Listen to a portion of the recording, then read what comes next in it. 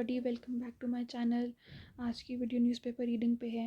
आज है 21 दिसंबर और आज हमारे पास 3 चीज़ें हैं डिस्कस करने के लिए। एक है डॉक्टर बी आर अम्बेडकर के ऊपर, दूसरा है कुवैत एंड तीसरा है RBI inflation and growth target. So doctor B R Ambedkar के ऊपर आप देखेंगे पार्लियामेंट पे काफ़ी डिबेट चल रहा है। उस डिबेट में हम नहीं जाएंगे, हम प्रीवियस ईयर क्वेश्चंस के बेसिस पे डॉक्टर बी आर अम्बेडकर के बारे में थोड़ा सा जानेंगे। तो जो फर्स्ट चीज़ हमें पता है, मैंने PSRI ऑप्शनल के थ्रू ये पढ़ा है, ठीक है। कुछ चीज़ें जो पूछी जाती है, एक तो पूछा जाता है सोशल जस्टिस के बारे में कि उनके क्या थॉट थे सोशल जस्टिस के बारे में और गांधीयन थॉट से वो कैसे डिफरेंट थे, ठीक है। फिर उनके स्टेट सोशलिज्म पे क्या थॉट थे, उनके कॉन्स्टिट्यूशनलिज्म पे क्या थॉट थे और अनहिलिएशन ऑफ कास्ट के ऊपर क्या थॉट्स थे। तो ये हम 3-4 चीज़ें डिस्कस करेंगे। तो पहली चीज़ तो ये कि doctor B R Ambedkar, he was a lawyer, he was an economist, he was a socialist, he was a labour reformist as well. हमारे पास प्रीलिम्स का क्वेश्चन था जिसके अंदर पूछा गया था कि कौन सी पार्टीज़ उन्होंने इस्टेब्लिश की हैं। तो उसके अंदर हम ये तो ईजिली बता देते कि उन्होंने कोई कास्ट रिलेटेड इस्टेब्लिश की होगी, पर एक लेबर रिलेटेड पार्टी भी थी, तो वो भी आपको पता होना चाहिए। He was also a member of labour, he was a labour minister in British parliament is well, ठीक है। मतलब not the parliament in London but in India, ठीक है। एंड एज एन इकोनॉमिस्ट उन्होंने हिल्टन यंग कमीशन जो बनी थी उसमें आरबीआई की इस्टेब्लिशमेंट के लिए कुछ चीज़ें कही गई थी, कुछ रिकमेंडेशंस दी थी, ठीक है। तो आपको उनका रोल पता चलेगा। And he was the first law minister of India, ठीक है। तो कई बार यूपीएससी पूछता है कि उनका रोल एज एन इकोनॉमिस्ट क्या, मतलब ये आया नहीं है क्वेश्चन बट वो पूछ सकता है कि उनका रोल एज एन इकोनॉमिस्ट क्या रहा। तो हम काफ़ी कंफ्यूज हो सकते हैं क्योंकि हम उन्हें एज अ सोशल रिफॉर्मर ही आज तक पढ़ते हैं, जबकि आप देखेंगे उनके एज एन इकोनॉमिस्ट भी काफ़ी कंट्रीब्यूशन थी, एज ए लेबर मिनिस्टर भी काफ़ी कंट्रीब्यूशंस थी। उन्होंने लेबर पार्टी इसीलिए इस्टेब्लिश की थी ताकि वो सोशली डिप्रेस्ड क्लासेस को अपलिफ्ट कर सकें, ठीक है। ये इनकी जनरल इंट्रोडक्शन है। Another one is that he had given a slogan, educate agitate organise. Usually आपको यूनिवर्सिटीज़ के वॉल्स पे लिखा हुआ मिलेगा, ठीक है।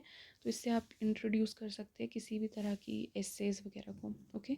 Next is is thought on social justice. So social justice क्या चीज़ है, किसी भी तरह के सोशल जस्टिस को उन्होंने डिफाइन किया liberty, equality and fraternity amongst main, ठीक है। कि सारे लोग इक्वल हैं, इक्वालिटी है, लिबर्टी और फर्टर्निटी है, ठीक है। And what he says is that if there is one man there is one value and that has to have one vote. यानी कि हम सारे के सारे अगर एक तरह के इंसान हैं, हमारे में कोई कास्ट या अलग तरह की डिफरेंस नहीं है, फिज़िकली मेंटली सब सेम दिखते हैं, तो हमारी वैल्यूज़ भी सेम है। एंड क्योंकि हम लोग सब इंसान हैं इसीलिए हम लोगों के पास, सबके पास एक राइट वोट का होना चाहिए और वो इक्वल होना चाहिए, कोई इसमें डिफरेंस नहीं होना चाहिए। और वो गांधीयन कंपैरिजन में कैसे आता है कि गांधी कंपैरिजन सोशल जस्टिस से करते हैं कि आप अटोनमेंट करो, ठीक है। आप अपने मन से सोशल जस्टिस लेके आओ, लेकिन वो कहते हैं कि हमें इकोनॉमिक, पॉलिटिकल और सोशल जस्टिस को लेके आना है तो हमें उसे कॉन्स्टिट्यूशनली लेके आना चाहिए, एक लॉ बनाना चाहिए, कॉन्स्टिट्यूशन में एम्बेड कर दो ताकि उसको चेंज ना किया जा सके बाद में कभी भी, ठीक है। Then what is his thought on constitutionalism. According to him constitutionalism has to be balance by public opinion. Constitution के लॉज यानी कि आपको चेक्स एंड बैलेंस हमेशा रखनी चाहिए और पब्लिक ओपिनियन को स्ट्रॉन्गर करना चाहिए, ठीक है। स्टेट सोशलिज्म में his concept was that everything should be state owned. अगर आप प्राइवेट प्रॉपर्टीज़ को इनकरेज करोगे तो इवेंचुअली आपके डिस्पैरिटी आएगी सोसाइटी में। तो उनके अकॉर्डिंग सारी चीज़ें, agriculture etcetera, they should be, even insurance should be state owned, ठीक है। Then is annihilation of caste. Annihilation of caste में उनके थोड़े एक्सट्रीम व्यूज़ थे। उनके अकॉर्डिंग कास्टिज़म को प्रिवेंट करने के लिए, अकॉर्डिंग टू गांधी, कास्टिज़म को प्रिवेंट करने के लिए आपको खुद से एफर्ट करना चाहिए। It is like a social movement, उस तरह से उन्होंने कहा था। But according to B R Ambedkar caste को आप इस तरह से रिमूव कर नहीं सकते, आपको कॉन्स्टिट्यूशनली या लॉ के थ्रू ही उसे रिमूव करना चाहिए ताकि कोई चाहे भी तो उसे प्रैक्टिस ना कर पाए। And he went to the extremes of saying कि आपको लोअर कास्ट जो आ रहे हैं, जो आपके लोअर कास्ट या हरिजन सोसाइटी है, उनको हिंदुज़म ही छोड़ देना चाहिए क्योंकि हिंदुज़म में इनकॉर्पोरेशन है नहीं है कास्ट का, ठीक है। So this is the idea of B R Ambedkar. I think इतना ही पूछा गया आज तक, तो इतने में हो जाएगा। Next is the article on Kuwait. So PM Modi is going to visit Kuwait. What is the importance of Kuwait? Kuwait is one of the founding members of OPEC. Okay, Kuwait is one of the founding members of OPEC. It has the 6th largest oil reserves. Historically, it was captured by Saddam Hussein, Iraq के through, and उस time पे India ने ज़्यादा कुछ react नहीं किया था। Eventually Egypt वगैरह आके उन्होंने और अमेरिकन इन्फ्लुएंस के थ्रू उससे निकाला गया था। आज की डेट में कुवैत में हमारा डायस्पोरा बहुत ज़्यादा है जो कि वहाँ पे जाके काम करता है, तो इंडियन प्राइम मिनिस्टर पहले वहाँ पे विजिट करने वाला है डायस्पोरा के को। अनदर थिंग इज़ वहाँ पे आपको पता है सीरियन मतलब गल्फ़ के अंदर, सीरिया के अंदर रिफॉर्म्स आ गए हैं, right.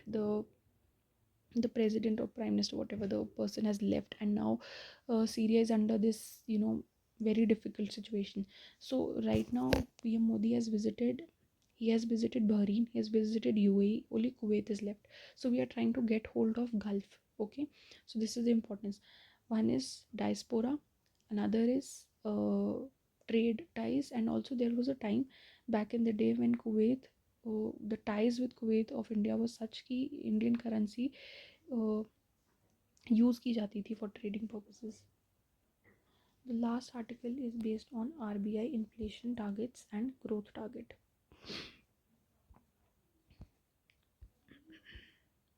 This is here. So this states that RBI policy, the panel is divided on inflation, growth and dynamics. The inflation and growth dynamics. So ये एक बेसिक कॉन्सेप्ट है. अगर हम जनरलाइज पढ़ते हैं, अगर आपके किसी भी कंट्री में ग्रोथ की प्रॉब्लम आ रही है, ग्रोथ की प्रॉब्लम मतलब ग्रोथ कम हो रही है, जो कि अभी रिसेंटली आया था, हमारी जीडीपी का जो परसेंटेज है वो डिक्रीज़ किया गया है, तो उसके अंदर आपकी स्पेंडिंग को इंक्रीज़ करना होता है. तो स्पेंडिंग इंक्रीज़ करने के लिए यूजुअली हम लोगों को पैसे देते हैं इन द सेंस कि उनके हाथ में उनके एक्सपेंडिचर को इंक्रीज़ करने की कोशिश करते हैं ताकि कंजम्पशन बढ़ जाए, डिमांड इंक्रीज़ हो जाए अलग अलग गुड्स की. तो उसके लिए आपको रेपो रेट को कट करना पड़ेगा ताकि पैसे आए, ठीक है. लेकिन उसके साथ साथ क्या होता है, इन्फ्लेशन आ जाती है. अगर ग्रोथ आएगी तो वो इन्फ्लेशन भी साथ में लेके आएगी. करंटली इंडिया के अंदर इन्फ्लेशन है और ग्रोथ स्लो है, तो ऐसे में अगर आप रेपो रेट को कम करते हैं तो इन्फ्लेशन और बढ़ जाएगी और ग्रोथ भी शायद बढ़ जाएगी, बट वो अनसस्टेनेबल हो जाएगी, ठीक है. तो ये पहली प्रॉब्लम है. नेक्स्ट जो हमारे पास कॉन्सेप्ट आता है वो आता है डेप्रिसिएशन और एप्रिसिएशन ऑफ रूपी का. तो डेप्रिसिएशन एप्रिसिएशन रूपी में क्या आ रहा है कि जो यूएस की गवर्नमेंट है उन्होंने अपने पॉलिसी रेट्स को कट कर दिया है. पॉलिसी रेट्स को कट कर दिया यानी कि यूएस की मार्केट के अंदर आज की डेट में अगर आप पैसे को पार्क करते हैं तो आपको इंटरेस्ट रेट कम मिलेगा. ऐसे में जो एफ पी आईज़ होते हैं वो स्मॉलर कंट्रीज़ में आते हैं, जैसे इंडिया में आएंगे जहाँ पे इंटरेस्ट रेट ज़्यादा मिल रहा है. अगर ऐसा होगा तो इंडिया में बहुत ज़्यादा डॉलर आएंगे और उन डॉलर्स की वजह से इंडिया की इकोनॉमी या फिर आप कह सकते हैं रूपी का एप्रिसिएशन हो जाएगा, क्योंकि डॉलर बहुत ज़्यादा आ गया है. तो डॉलर एक्सेस में होने की वजह से रूपी की सप्लाई कम हो गई है. एक तरह से सप्लाई तो नहीं कम हुई है बट वो कंपैरेटिवली कम हो गया, तो रूपी एप्रीशिएट कर जाएगा. अगर हमारी करेंसी एप्रीशिएट कर जाती है तो हम अगर उसके थ्रू एक्सपोर्ट करते हैं तो हमारे एक्सपोर्ट्स हर्ट होते हैं, लेकिन इंपोर्ट्स हमारे लिए सस्ते हो जाते हैं.